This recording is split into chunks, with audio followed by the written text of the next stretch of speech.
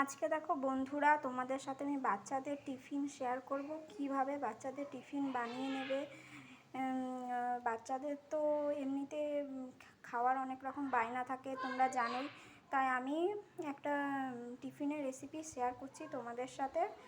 দেখো, এই যে এখানে পাউরুটি ভালো করে মাখন দিয়ে ভেজে নিয়েছি, আমি ছেঁকে নিয়েছি আর কি।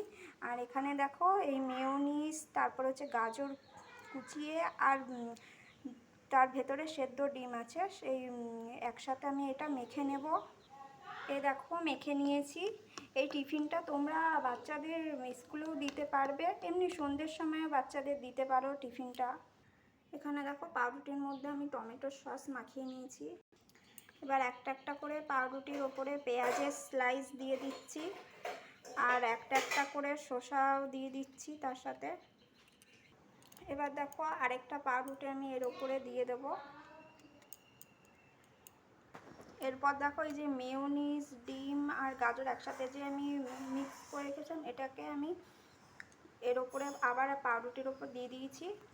আবার পাউরুটির ওপর একে একে পেঁয়াজের স্লাইস দিয়ে দেবো, একে একে শসা দিয়ে সাজিয়ে নেব। তারপরে আবার এই একটা পাউরুটি দিয়ে ওর উপর দিয়ে চাপা দিয়ে দেবো। আমার রেডি করা হয়ে গেছে স্যান্ডউইচ।